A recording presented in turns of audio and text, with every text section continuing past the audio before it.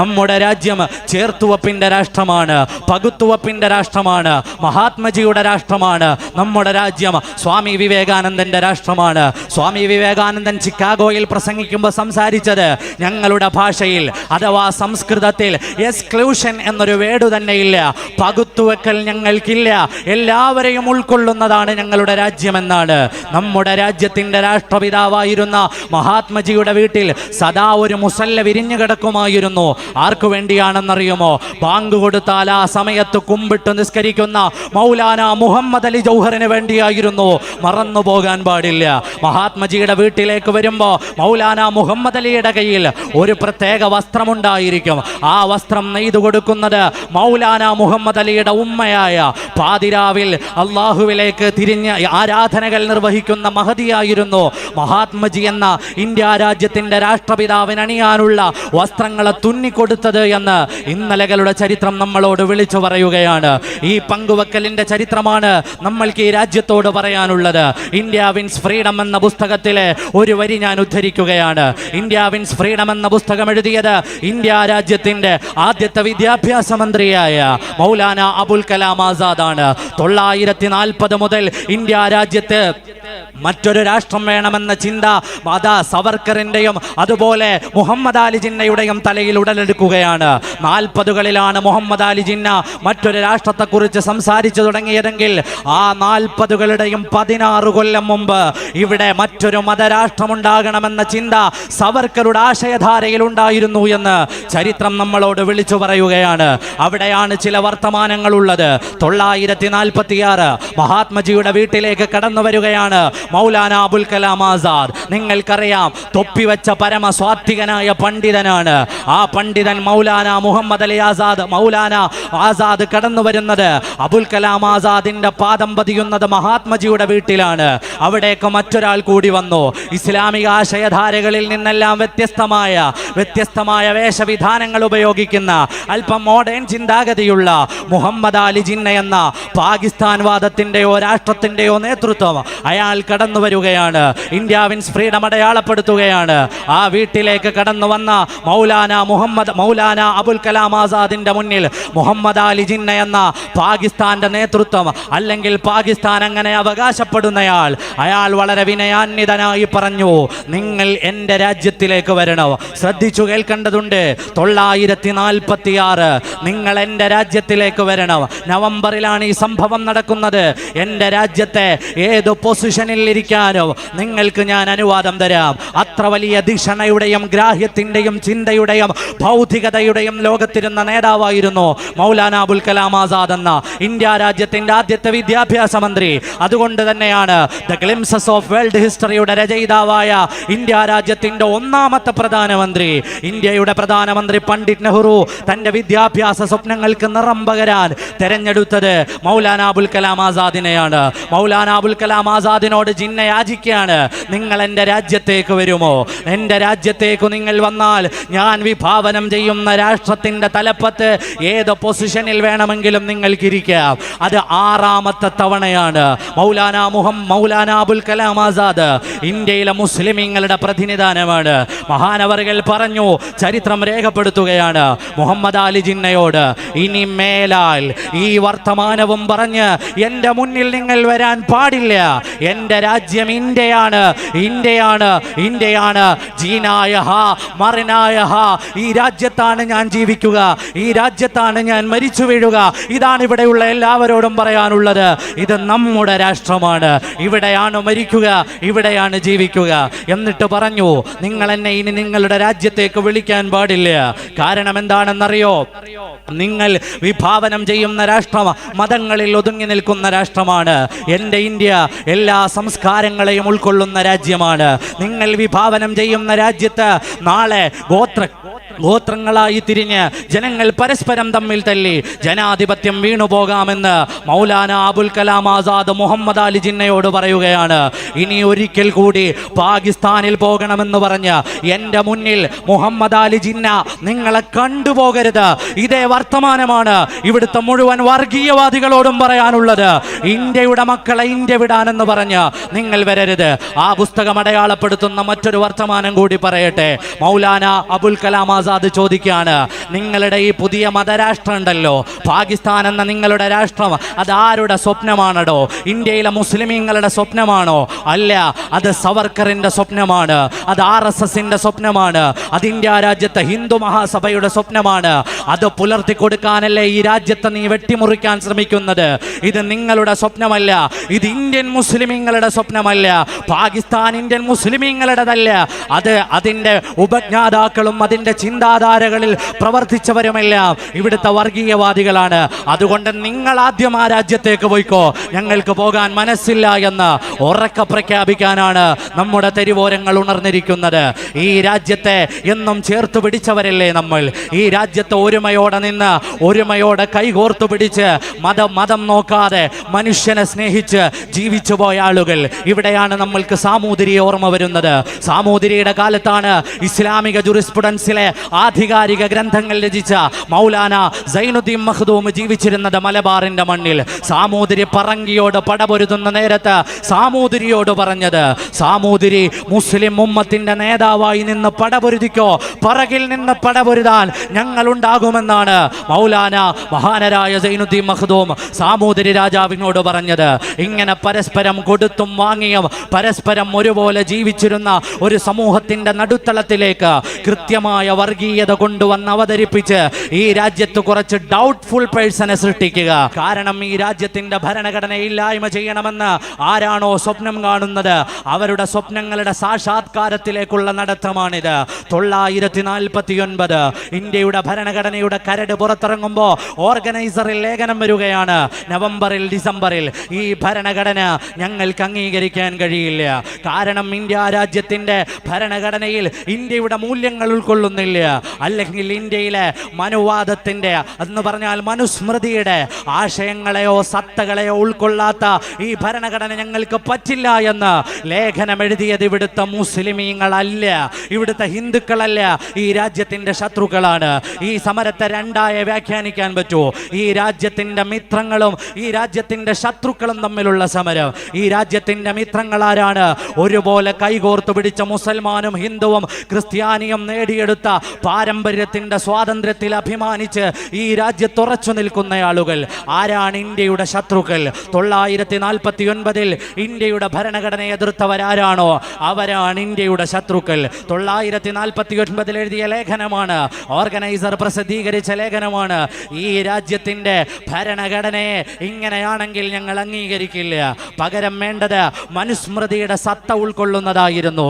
2800-ലേറെ ശ്ലോകങ്ങൾ ഉൾക്കൊള്ളുന്ന പല ജാതികളായി മനുഷ്യനെ വേർതിരിച്ചു നിർത്തിയിട്ട് ഉയർന്ന ജാതിക്കാരൻ ഒരു നിയമവും താഴ്ന്ന ജാതിക്കാരന് മറ്റൊരു നിയമവും കൽപ്പിച്ചു കൊടുക്കുന്ന ആ മനുസ്മൃതിയെ കുറിച്ച് ഓർക്കുമ്പോൾ ഒന്നുകൂടി പറയാനുണ്ട്. ആ മനുസ്മൃതിയുടെ ആശയധാരകൾ നീതിയല്ല എന്നതുകൊണ്ടാണ് ഇന്ത്യ രാജ്യത്തിന്റെ ഭരണഘടനാ ശില്പിയായിരുന്ന ഡോക്ടർ ഭീമറാവു അംബേദ്കർ 925 ഡിസംബർ 27 സാവിത്രി നദീ തീരത്ത് വെച്ചിട്ട് മനുസ്മൃതി കത്തിച്ചു കളഞ്ഞത്. അത് നമ്മൾക്കുള്ള ഉത്തേജനമാണ്. നീതിയല്ലാത്ത ഏത് നിയമത്തെയും കരിച്ച് കാറ്റിൽ പറത്താൻ നമ്മൾക്ക് പഠിപ്പിച്ചു തന്നത് ഈ രാജ്യത്തിന്റെ നിയമനിർമ്മാണ സഭയുടെ തലപ്പത്തിരുന്ന അംബേദ്കർ ആണ്. അംബേദ്കർ ആരാണ്? 5 ഡോക്ടറേറ്റുകൾ വാരിക്കൂട്ടിയ ഉന്നതനായ ധിഷണയുള്ള ആലോചനയുള്ള മനുഷ്യനാണ്. ഉന്നതമായ വിദ്യാഭ്യാസമുള്ളയാളാണ്. അദ്ദേഹത്തെ കുറിച്ച് എതിരഭിപ്രായമില്ല. അദ്ദേഹത്തിന്റെ നേതൃത്വത്തിൽ 7000-ലേറെ സംവാദങ്ങൾക്ക് ശേഷമാണ് നമ്മുടെ ഭരണഘടന വരുന്നത്. ആ ഭരണഘടനയിൽ നിന്നൊരു ഭാഗമാണ് ഇന്നുവരെ വിദ്യാഭ്യാസ യോഗ്യത എന്താണെന്ന് തെളിയിക്കാൻ കഴിയാത്ത ആളുകൾ പാർലമെന്റിൽ ചർച്ചക്കിട്ടിട്ട് ഇല്ലാതെയാക്കുന്നത് എന്ന് പറയുമ്പോൾ അപകടം എത്രയാണെന്ന് അറിയേണ്ടതുണ്ട്. 5 ഡോക്ടറേറ്റുകൾ വാങ്ങിയ അംബേദ്കർ എഴുതി ചേർത്ത നിയമങ്ങൾ, ആ നിയമങ്ങളെയാണ് ഡിഗ്രി ഉണ്ടോ എന്ന് ചോദിച്ചാൽ അറിയില്ല, സർട്ടിഫിക്കറ്റ് ഉണ്ടോ എന്ന് ചോദിച്ചാൽ അറിയില്ല, ഇതൊന്നും അറിയാത്ത മന്ത്രിമാർ വന്നിരുന്ന് അതിനെ പിച്ച് ചീന്തുന്നത് എന്ന് പറയുമ്പോൾ ഭരണഘടനയ്ക്ക് കാവലിരിക്കേണ്ടത് നമ്മുടെ ആവശ്യം. അത് മുസ്ലിമിന്റെ ആവശ്യമാണ്, ഹിന്ദുവിന്റെ ആവശ്യമാണ്, ക്രിസ്ത്യാനിയുടെ ആവശ്യമാണ്. കാരണം നമ്മുടെ പൂർവികർ നേടിത്തന്നതാണിത്, അവരുടെ സ്വാതന്ത്ര്യമാണിത്. എത്ര യുക്തിപൂർവമാണ് അവർ ചിന്തിച്ചത്. ഇതൊരു മതവിഷയമായി അംഗീകരിച്ചു കൊടുക്കാനോ ഒരു മതവിഷയമായി ഒതുക്കിക്കളയാനോ പാടില്ല. കാരണം എന്ത്? ഇന്ത്യ രാജ്യത്തിന്റെ ഭരണഘടന ഈ നിലയിലാക്കി തന്നതിൽ അതിന്റെ ഭരണ നിർമ്മാണ തലപ്പത്തിരുന്ന ആളുകളെ നിങ്ങളൊന്ന് വായിച്ചു നോക്കൂ. 947 ഒരു രാജ്യത്തിന് സ്വാതന്ത്ര്യം ചോദിച്ചവർക്ക് 2 രാജ്യമായി വെട്ടിമുറിച്ച് തീർത്താൽ തീരാത്ത പകയും കണ്ണീരും നൽകി ഇവിടുന്ന് ബ്രിട്ടീഷുകാരൻ കുടിയിറങ്ങിയപ്പോ പാകിസ്ഥാൻ ഒരു മതരാഷ്ട്രമായി മാത്രം ഒതുങ്ങിപ്പോയപ്പോ ഇന്ത്യ രാജ്യത്തെ ജനങ്ങളില്ലേ, ഇന്ത്യ രാജ്യത്തെ ജനങ്ങളിനി ഏതു മതത്തിന്റെ വക്താക്കളായി ഏത് നിയമത്തിന്റെ കീഴിൽ ജീവിക്കണമെന്ന ചർച്ച വരുമ്പോ എത്ര പക്വമായിട്ടാണ് ഇവിടുത്തെ ഭരണഘടനാ നിർമ്മാണ സമിതികൾ തീരുമാനമെടുത്തത്. അവരുടെ അജയ്യമായ ആദർശബോധത്തിന്റെ ഉള്ളിൽ നിന്നാണ് we the people of India എന്ന് തുടങ്ങുന്ന ഇന്ത്യയുടെ ഭരണഘടനയുടെ പ്രിയാമ്പിൾ പിറക്കുന്നത്. മറന്നു പോകാൻ പാടില്ല. ആ ഭരണഘടന നിർമ്മിച്ചത് മുസ്ലിമീങ്ങളല്ല. ആ ഭരണഘടനാ സമിതിയിലുള്ളവരിൽ അധികവും ഹൈന്ദവരായ ആളുകളാണ്. അവരിതുണ്ടാക്കുന്നത് എപ്പോഴാണ് എന്ന ചരിത്രപരമായ യാഥാർത്ഥ്യങ്ങളെ കൂടി നമ്മൾ ബോധപൂർവം എടുക്കേണ്ടതുണ്ട്. ഈ നിയമനിർമ്മാണം നടക്കുന്നത് ഇന്ത്യ ഒരു ജനാധിപത്യ മതേതരത്വ സോഷ്യലിസ്റ്റ് രാഷ്ട്രമായി നിലനിർത്തണമെന്ന ചിന്തകൾ ആ രാജ്യത്തിന് വേണ്ട ആവശ്യമായ നിയമനിർമ്മാണങ്ങൾ എഴുതുമ്പോൾ അവർക്കറിയാം തൊട്ടടുത്ത രാജ്യമായ പാകിസ്ഥാൻ ഒരു മതരാഷ്ട്രമായി പ്രഖ്യാപിച്ചിട്ടുണ്ട്. എന്നിട്ട് പോലും അണുകിട വ്യത്യാസമില്ലാതെ ഈ രാജ്യത്തിൻ്റെ ഭരണഘടന ഇങ്ങനെ മനോഹരമാക്കി തന്നതിൽ ഒരുപാട് ആളുകളുടെ പങ്കുകളുണ്ട്. ഒരുപാട് പേനകളുടെ മഷി ചലിച്ചിട്ടുണ്ട്. എൻ്റെ പ്രിയമുള്ളവരെ, നമ്മൾ അറിയേണ്ടതുണ്ട്. നമ്മളെ പരസ്പരം തമ്മിൽ തെറ്റിക്കണം. നിയമപരമായി ഇന്ത്യയിലെ മുസ്ലിമിനെ ഡൗട്ട്ഫുൾ പീപ്പിളാക്കി മാറ്റി നിർത്തിയിട്ട് ഒരു 2ാം തരം പൗരന്മാരാക്കണം. ഈ ആശയധാരകൾ തുടങ്ങുന്നത് ഞാൻ ചരിത്രം വിസ്തരിക്കുകയല്ല. 935 ന്യൂറംബർഗ് മുതൽ ഇന്ത്യ രാജ്യത്തിൻ്റെ ഇന്നത്തെ അവസ്ഥ വരെ വളരെ മനോഹരമായി അഡ്വക്കേറ്റ് ഇവിടെ അവതരിപ്പിച്ചിട്ടുണ്ട്. നമുക്കറിയാം, ജൂതന്മാർക്ക് പൗരത്വമില്ല എന്ന് പറഞ്ഞവർ മ്യാൻമറിൽ 1982 മ്യാൻമറിന്റെ സിറ്റിസൺസ് ലോ കൊണ്ടുവരുന്നത്. അതേ നിയമത്തിനു ശേഷമാണ് ഈ പേരുള്ള NRC എന്ന നിയമം അവിടെ കൊണ്ടുവരുന്നത്. മ്യാൻമറിലെ മുസ്ലിമീങ്ങൾ എവിടെ നിന്നെങ്കിലും വേലിചാടി വന്നവരല്ല. 11ാം നൂറ്റാണ്ട് മുതൽ മുസ്ലിമീങ്ങൾ മ്യാൻമറിലുണ്ട്. ഒന്ന് വിസ്തരിച്ചു പറഞ്ഞാൽ മനസ്സിലാകും. ഇവിടെ നിന്ന് ഗൾഫ് നാടുകളുടെ പച്ചപ്പ് തേടി നമ്മൾ പറക്കുന്നതിന് മുമ്പ് നമ്മുടെ പൂർവ്വപിതാക്കന്മാർ പോയത് ബർമയിലാണ്. ആ ബർമയുടെ പുതിയ പേരാണ് മ്യാൻമർ. ആ മ്യാൻമറിലാണ് NRC നടപ്പാക്കുന്നത്. അതിൻ്റെ അവസാനം എന്ത് സംഭവിച്ചു? ലോകം കണ്ട ഏറ്റവും ക്രൂരമായ വംശഹത്യകളുടെ കഥ നടക്കുകയാണ്. അവിടുത്തെ ബുദ്ധ സന്യാസിയായ വിറാദുവിനെ ടൈം മാഗസിൻ അടയാളപ്പെടുത്തിയത് ടെററിസ്റ്റ് എന്നാണ്. അത്ര വലിയ മനുഷ്യന്റെ ചോരയുറഞ്ഞു പോകുന്ന ആ കഥകൾ കേട്ട് നമ്മൾ ഉറങ്ങുന്നത് നമ്മുടെ രാജ്യത്തിന്റെ സമീപത്തുള്ള മ്യാൻമറിൽ നിന്നാണ്. ആ മ്യാൻമറിൽ നടപ്പാക്കിയ നിയമം ഏതാണോ ആ നിയമത്തെയാണ് നമ്മുടെ പാർലമെന്റിലേക്ക് കൊണ്ടുവന്ന് വെച്ചിട്ടുള്ളത്.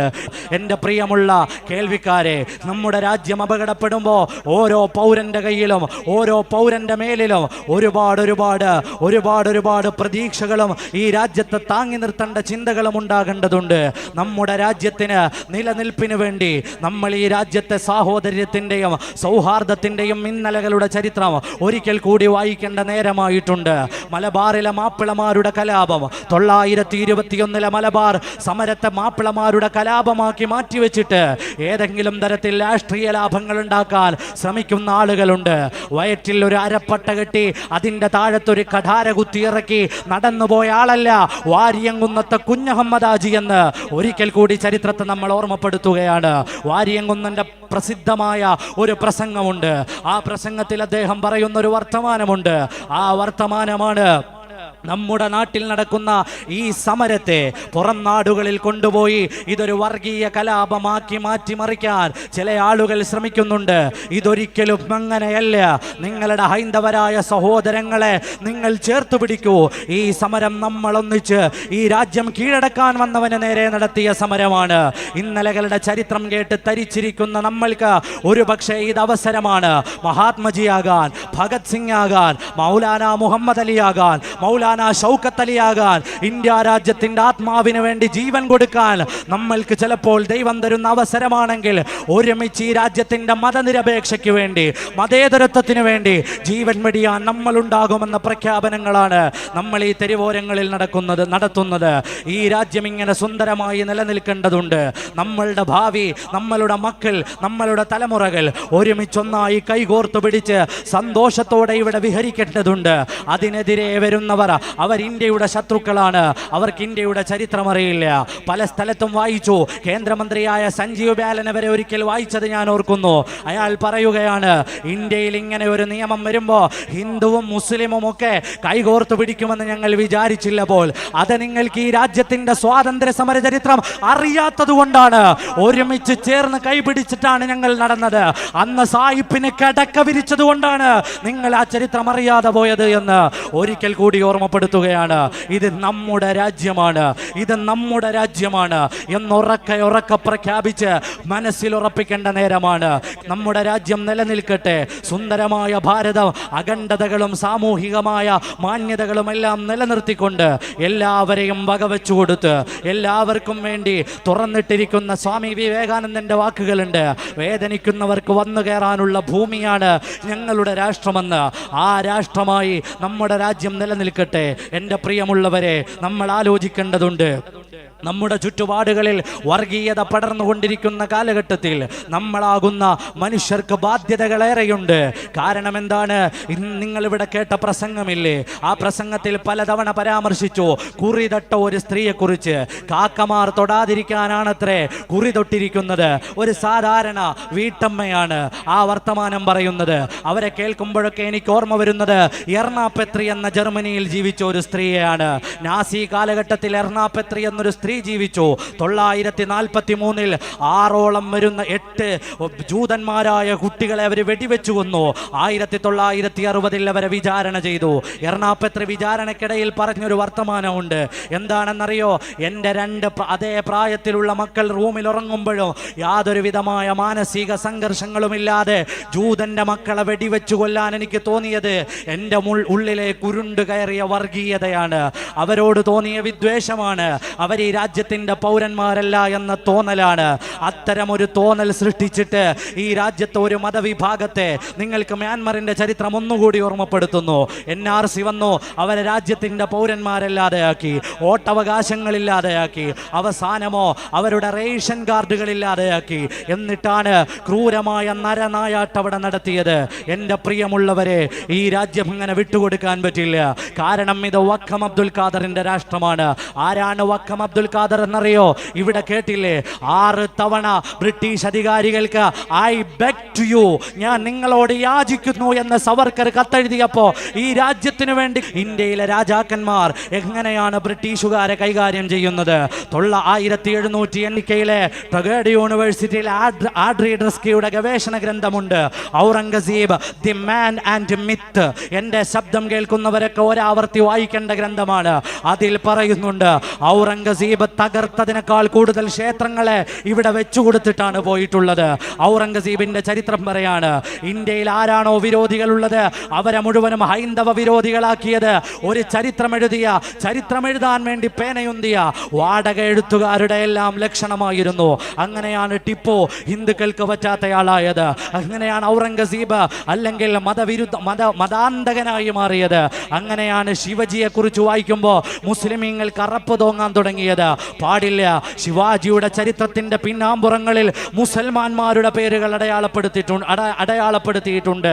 അന്ന് ബ്രിട്ടീഷുകാരന്റെ അതേ തന്ത്രമാണ് ഇന്ന് നമ്മുടെ രാജ്യത്ത് നടക്കുന്നത്. Divide and rule. ഒരുമിച്ചു നിന്നാൽ ഒന്നും ചെയ്യാനാകില്ല എന്ന തിരിച്ചറിവിൽ നിന്നാണ് നമ്മളെ പിളർത്തി മാറ്റിയിട്ട് പരസ്പരം തമ്മിലടിക്കുന്നവരാക്കി മാറ്റാനുള്ള ശ്രമങ്ങൾ ആരംഭിക്കുന്നത്. ജാഗരൂകരായി കാത്തിരിക്കേണ്ടതുണ്ട്. നമ്മളുടെ നാട് ഇന്നലെ വരെ സാമ്പത്തികമായി ഇടപെട്ടുകൊണ്ടിരുന്നത്, പടപൊരുതിക്കൊണ്ടിരുന്നത് ജർമ്മനിയോടും ഇറ്റലിയോടും ചൈനയോടുമൊക്കെ ആണെങ്കിൽ ഇന്ന് നമ്മളൊരു ദരിദ്ര രാഷ്ട്രത്തിലെ അംഗങ്ങളാണ്. അമേരിക്കയുടെ പുതിയ കണക്കുകൾ നമ്മളോട് പറയാണ്, ഇന്ന് നമ്മൾ പടപൊരുതുന്നത് ബംഗ്ലാദേശിനോടാണ്, ശ്രീലങ്കയോടാണ്. നമ്മൾ മറന്നു പോകരുത്. ഒരു ഭാഗത്ത് ഈ മതത്തിന്റെ പേരിലുള്ള ഭിന്നതകളെ അവതരിപ്പിച്ച് മറുഭാഗത്ത് രാജ്യം മുഴുവനും വിറ്റഴിക്കുമ്പോൾ മുസോളനി ഓർമ്മ വരികയാണ്. മുസോളനി പറഞ്ഞൊരു വർത്തമാനമുണ്ട്, സ്റ്റേറ്റും കോർപ്പറേറ്റ്സുകളും ഒരുമിച്ച് കൂടിയിട്ട് ഈ രാജ്യത്തെ മുഴുവനും വിലക്കെടുക്കുന്ന ഒരവസ്ഥയെക്കുറിച്ച് ഒരു പ്രഭാഷണത്തിൽ അയാൾ അടയാളപ്പെടുത്തുന്നുണ്ട്. അതേ അവസ്ഥ ഇന്ത്യ രാജ്യത്തേക്ക് വരുമ്പോൾ എൻ്റെ പ്രിയമുള്ളവരെ, മതമുള്ളവരെ, മതമില്ലാത്തവരെ, എന്നെ കേൾക്കുന്നവരെ, ഈ നമ്മുടെ രാജ്യത്തിന് വേണ്ടി ഒരുമിച്ചൊന്നായി നിൽക്കേണ്ടത് നമ്മുടെ ആവശ്യമാണ് എന്ന തിരിച്ചറിവ് വേണ്ടതുണ്ട്. നമ്മൾക്ക് ഈ രാജ്യത്ത് സുന്ദരമായി ജീവിക്കാൻ നാം പടപൊരുതേണ്ടതുണ്ട്. ആ 190 കൊല്ലക്കാലം പടപൊരുതിയിട്ടാണ് നമ്മുടെ പൂർവികർ ഈ സ്വാതന്ത്ര്യം നമ്മൾക്ക് നേടിത്തന്നത്. അന്ന് അവരോടൊപ്പമില്ലാതിരുന്നവരാണ് ഇന്നും നമ്മളോടൊപ്പമില്ലാത്തത്. അതുകൊണ്ട് അവർക്കെതിരെ പടപൊരുതാൻ ആശയങ്ങളും ആവിഷ്കാരങ്ങളും കലകളും സാഹിത്യങ്ങളും വേണ്ടതുണ്ട്. കാരണം ഇവിടെ എല്ലാവരും ദേശവിരോധിയാണ്, ദേശദ്രോഹിയാണ്. നിങ്ങൾ ആലോചിച്ചു നോക്കൂ, ഒരാളെ ദേശദ്രോഹിയാകാൻ ഒന്നും വേണ്ട, ഒരു വര മതി, ഒരു വരി മതി, ഒരു വാക്കുമതി. നിങ്ങൾ കണ്ടില്ലേ, അടൂർ ഗോപാലകൃഷ്ണൻ എന്ന പ്രശസ്തനായ ഇന്ത്യ രാജ്യം അറിയപ്പെടുന്ന, ലോകതലത്തിൽ അറിയപ്പെടുന്ന സിനിമാ പ്രവർത്തകൻ രാജ്യദ്രോഹിയാണ്. അരുന്ധതി റോയ് രാജ്യദ്രോഹിയാണ്. അങ്ങനെ കയ്യിലെണ്ണിയാൽ തീരാത്ത ഹർഷമന്ദർ അടക്കം. എനിക്ക് തോന്നിപ്പോവുകയാണ്, അഡ്വക്കേറ്റിന്റെ പ്രസംഗം കേട്ടിട്ട് 2 ദിവസം കഴിഞ്ഞാൽ ഇവരും രാജ്യദ്രോഹിയാണ്, ഞാനും രാജ്യദ്രോഹിയാണ് ഓൾറെഡി. എൻ്റെ പ്രിയമുള്ളവരെ, ലോകം മുഴുവനും രാജ്യത്തിൻ്റെ ഉള്ളിൽ മുഴുവനും രാജ്യദ്രോഹികളെ സൃഷ്ടിക്കുകയാണ്. വർത്തമാനം പറഞ്ഞു പോയാൽ പിറ്റേന്ന് രാജ്യദ്രോഹിയാണ് എന്ന വർത്തമാനം വരുന്നത് അവിടെയാണ്. ഇന്ത്യൻ ദേശീയത എന്താണെന്നറിയേണ്ടത്. ഗവൺമെന്റിനെ വിമർശിച്ചാൽ അത് രാജ്യദ്രോഹമല്ല, ദേശീയതയുടെ ഒരു പാർട്ട് മാത്രമാണ് ഗവൺമെന്റ്. ഇന്ത്യൻ ദേശീയത അടയാളപ്പെടുത്തിയ ഇന്ത്യ രാജ്യത്തിന്റെ നിർമ്മാണാത്മക പ്രവർത്തനങ്ങളിൽ പങ്കുചേർന്ന എല്ലാവരും എഴുതിയിട്ടുണ്ട്. ഒരു ചരിത്രമറിയുമോ? അവസാനത്തെ ഉപവാസങ്ങളിൽ ഒന്ന് മഹാത്മജി നടത്തിയത് പാകിസ്ഥാന് വേണ്ടിയാണ്. ഭാഗ്യം ഇന്നായിരുന്നുവെങ്കിൽ മഹാത്മാഗാന്ധി രാജ്യദ്രോഹിയാണ് എന്ന് നമ്മൾ പറയേണ്ടി വരും. ചരിത്രത്തിന്റെ ഇന്നലകളെ മനസ്സിലാക്കേണ്ടതുണ്ട്. കാരണം മഹാത്മജി തുറന്ന മനുഷ്യനാണ്. പാകിസ്ഥാൻ്റെതെന്നോ ഇന്ത്യയുടേതെന്നോ ഉള്ള പ്രശ്നങ്ങളല്ല ഇപ്പോൾ പറഞ്ഞത് നിങ്ങൾ കേട്ടിട്ടില്ലേ? രക്തമുറ്റു വീഴുന്ന സ്വാതന്ത്ര്യത്തിന്റെ രാത്രികളിൽ പഞ്ചാബിലും നവഖാലിയിലും നടന്നുപോയ ആ മനുഷ്യന് അവസാന നാളുകളിൽ പടപൊരുതിയത്, അവസാന നാളുകളിൽ ഉപവാസമിരുന്നത്, ഇന്ത്യ പാകിസ്ഥാനുള്ള കുറച്ച് പൈസ കൊടുക്കാൻ വേണ്ടി നിശ്ചയിച്ചിരുന്നത്, അതിൽ നിന്ന് കുറച്ച് തുക കൂടി ബാക്കി കൊടുക്കാനുണ്ടായിരുന്നു. അത് കൊടുക്കണം എന്ന് പറഞ്ഞിട്ടാണ് ഇന്ത്യയുടെ രാഷ്ട്രപിതാവ് ഇന്ത്യ എന്താണ് എന്ന് ലോകത്തടയാളപ്പെടുത്തിയത്. കശ്മീരിലേക്ക് വരികയാണ്. കശ്മീരിനെ എന്തിനാണ് വെട്ടിമുറിച്ചത്? ILP ഇന്നർ ലൈൻ പെർമിറ്റിനെ കുറിച്ച് ചർച്ച ചെയ്തു. കശ്മീരികളോട് ഈ നിലപാടെടുക്കുന്ന നേരത്ത് ഭരണഘടനാപരമായി തന്നെ പ്രത്യേകമായ വിഭാഗമായി ഇന്ത്യ രാജ്യത്തിന്റെ നേതൃപദവി അലങ്കരിച്ചിരുന്നവർ അവർ കൊടുത്ത പദവിയാണ് കശ്മീരിനുള്ളത്. ആ പദവി എന്താണെന്ന് VK കൃഷ്ണമേനോൻ അടക്കമുള്ളവർ UNO-യിൽ പോയി ലോകത്തെ ബോധ്യപ്പെടുത്തിയതാണ്. ആ പദവിയെയാണ് ഒരു രാത്രി കൊണ്ട് സസ്പെൻഡ് ചെയ്ത് കളഞ്ഞത്. അവിടെ പറഞ്ഞത് ഒരു രാജ്യം ഒരു നിയമമെന്നാണ്. ഒരു രാജ്യം ഒരു നിയമമെന്ന് പറഞ്ഞ് കശ്മീരിനെ വെട്ടിമുറിച്ചവരാണ് ഇന്ന് നോർത്ത് ഈസ്റ്റ് സംസ്ഥാനങ്ങളെ മുഴുവനും വെട്ടിമുറിക്കുന്നത്. നോർത്ത് ഈസ്റ്റ് സംസ്ഥാനങ്ങളിലേക്ക് കടന്നു ചെല്ലാൻ കഴിയുന്നില്ല. ഇങ്ങനെ നമ്മുടെ രാജ്യം അപകടപ്പെട്ടുകൊണ്ടിരിക്കുമ്പോൾ നാം ഒരുമിച്ചു നിൽക്കേണ്ട നേരമാണ്, നമ്മൾ ഒരുമിച്ചു നിൽക്കേണ്ട നേരമാണ് എന്നുറക്കെ പ്രഖ്യാപിക്കേണ്ട സമയമാണിത്.